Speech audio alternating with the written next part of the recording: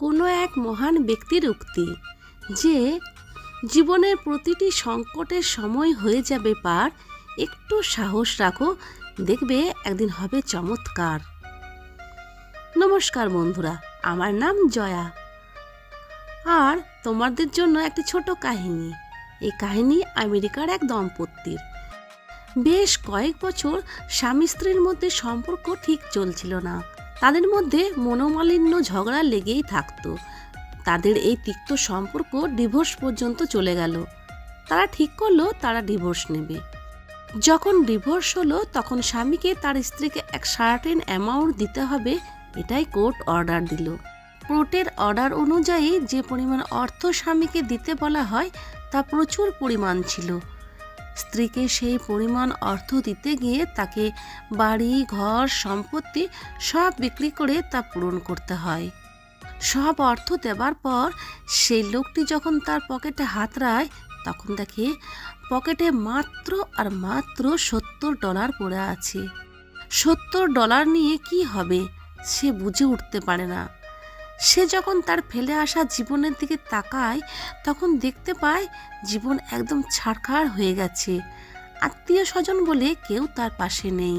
স্ত্রী তার জীবন থেকে চলে গেছে, আর অর্থ বলতে তার কাছে শুধুমাত্র $70 পড়ে আছে। এই সময় তার মনে একটা কথা এলো যে এরকম জীবন রেখে কি লাভ, আমার প্রয়োজন কারোর কাছেই নেই, তাই এর থেকে মৃত্যুই ভালো। কারণ আমি যদি নাও থাকি তাতে কারোর কিছু যায় আসে না। আত্মহত্যাই হচ্ছে আমার এই জীবন থেকে মুক্তি পাওয়ার একমাত্র রাস্তা। এই কথা ভাবতে ভাবতে তার মনে তখন আরও একটি কথা এলো, $70 আছে। মরে যাওয়ার আগে এই $70 নিয়ে একটু আনন্দ উপভোগ করি। জীবন তো শেষ করবই, তার আগে এই পৃথিবী থেকে একটু খুশি নিয়ে যাই। এই $70 তো শেষ করি। যখন সব কিছু শেষ হয়েই গেছে, তখন এই $70 রেখে কি হবে? এই চিন্তা মনের মধ্যে নিয়ে সে ক্যাসিনোর দিকে পা বাড়ায়। সে মনে মনে ভাবে, জুয়া খেলবো, পয়সা ওড়াবো, আনন্দ উপভোগ করব। সেখানে গিয়ে সে দেখে বিরাট লাইন পড়েছে। সে লাইনে দাঁড়ায়। কিছুক্ষণ পর সে দেখতে পায় তার পাশে একটি বেঞ্চিতে একটি পুরনো নিউজ পেপার পড়ে আছে। তখন সেই নিউজ পেপারটি তুলে সে পড়তে শুরু করে সময় কাটাবার জন্য। ওই খবরের কাগজে সে একটি বড় খবর দেখতে পায়।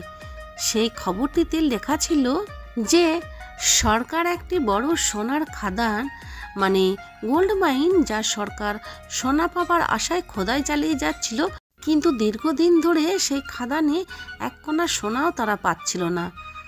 সেই খাদানটি বর্তমানে সরকার নিলাম করার জন্য ঘোষণা করেছে। আর নিলামের তারিখ ছিল সেই দিন, অর্থাৎ যেদিন সেই লোকটি পেপারটি পড়ছিল, ঠিক দুপুর 1:30। খাদানটি সেই ক্যাসিনো থেকে একটু দূরেই অবস্থিত ছিল, এক শুনশান জায়গায়। এই খবরটি পড়ে তার মনের মধ্যে আসে, জুয়াতে পয়সা খরচ না করে একবার খাদানটির কাছে গিয়ে দেখি কি ব্যাপার হচ্ছে সেখানে, একটু অন্যভাবে জীবনের শেষ সময়টা উপভোগ করি। এমনিতেই তার মাথা কাজ করছিল না, কি করা উচিত আর কি করব না তা সে ভেবে পাচ্ছিল না। এরপর সে ক্যাসিনো ছেড়ে খাদানের দিকে চলতে শুরু করে। খাদানের কাছে গিয়ে সে দেখে বিশাল বড় একটা গর্ত, যা সরকার এতদিন ধরে খুঁড়েছে, কিন্তু এক কণাও সোনা পায়নি। সেখানে গিয়ে সে ভাবতে শুরু করে, নিলামে যদি আমার কিছু হয় তো ঠিকই আছে, যদি আমি খাদানটা পাই আর যদি কিছু সোনা পাওয়া যায় তো ভালো, না হলে আমি এই খাদানের গর্তেই ঝাঁপিয়ে জীবনটা শেষ করে দেব। বিশাল বড় গর্ত। সে সেই গর্তের দিকে তাকিয়ে অপেক্ষা করতে থাকে আরও কিছু লোকের, যারা সেই নিলামিতে অংশগ্রহণ করতে আসবে তাদের জন্য। কিন্তু তার কাছে সারপ্রাইজের ব্যাপার ছিল যে ওই খাদান নিলামে অংশগ্রহণ করার মতো শুধুমাত্র সে একাই সেখানে উপস্থিত ছিল। নিলামের নির্ধারিত সময়ের মধ্যে কেউ উপস্থিত না থাকার জন্য সরকার তখন সেই ব্যক্তিকে খাদানটি তার নামে করে দেয়, মাত্র $70। এরপর সে মনে মনে ভাবে, এরপর আর আমি কি করব, কোথায় যাব? এই খাদানে ঝাঁপিয়ে আজ রাতেই এই জীবন যখন শেষ করে দেব, তখন এখানেই বসে রাতের অপেক্ষা করি। এইসব কথা যখন সে চিন্তা করছে, ঠিক তখনই এক মজদুর তার কাছে আসে এবং বলে, স্যার একটা কথা বলুন, কি করব আজ? সরকার তো আমাদের আজকের সন্ধে পর্যন্ত খাদান করার জন্য পারিশ্রমিক দিয়ে দিয়েছেন, কিন্তু বর্তমানে আপনি হচ্ছেন এই খাদানের মালিক। আপনি যদি বলেন তাহলে সন্ধে পর্যন্ত আমরা খাদান খুঁড়ে দেখব, না হলে যদি বলেন চলে যেতে তো চলে যাব। তখন ব্যক্তিটি একটু চিন্তা করে বলে, যখন আপনাদের আজকের পয়সা দেওয়া হয়ে গেছে সন্ধে 5টা পর্যন্ত খোদাই করার জন্য, তখন আপনারা কাজটা শুরু করে দিন। এখন তো 2টো বাজছে, 3 ঘন্টা হাতে যখন সময় আছে তখন খোদাই চালু করে দিন। তখন মজদুররা সকলে খোদাই করা শুরু করে দেয়। সব থেকে আশ্চর্যের ব্যাপার, মোটামুটি 3 ফিট খোঁড়া হওয়ার পর সোনা পাওয়া যায়। সেই ব্যক্তি তখন ওই গোল্ড মাইনের মালিক ছিল।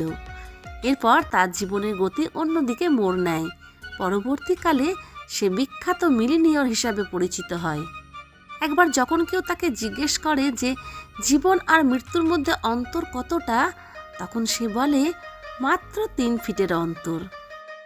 ছোট কাহিনী, খুব মজার কাহিনী।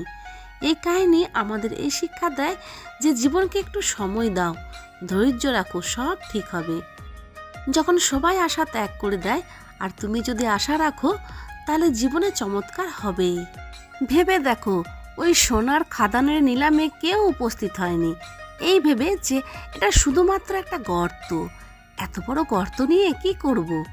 ওই নিলামে সেই একমাত্র গিয়েছিল, তাও জীবনের আশা ত্যাগ করে দিয়েছিল। সে ভেবেছিল, চলো জীবন শেষ করার আগে একটু চেষ্টা করি, যদি কিছু পাই। এইটুকু ছোট্ট একটা আশার আলো তার মনে উকি দেয়। আর সে তো ঠিক করেই নিয়েছিল, যা হবে দেখা যাবে, হয় ভাগ্য পরিবর্তন হবে, না হয় জীবন শেষ হবে। কিন্তু তার জন্য উপরওয়ালার কাছে অন্য কিছু প্ল্যান ছিল। তিনি সেই ব্যক্তির জীবনকে অন্যদিকে ঘুরিয়ে দেন, তাকে মরতে দেন না। একটু ধৈর্য আর সহ্য শক্তি রাখলে দেখবে তোমার জীবনের সব সংকট আপনা আপনি কেটে যাচ্ছে আর জীবন সুন্দর হয়ে যাচ্ছে। তো বন্ধুরা, ঈশ্বরের আশীর্বাদে তোমাদের জীবনের সব সংকট দূর হয়ে যাক এবং সকলের জীবন খুব আনন্দে কাটুক, এই শুভকামনা নিয়ে আজ এখানে শেষ করছি। বাই।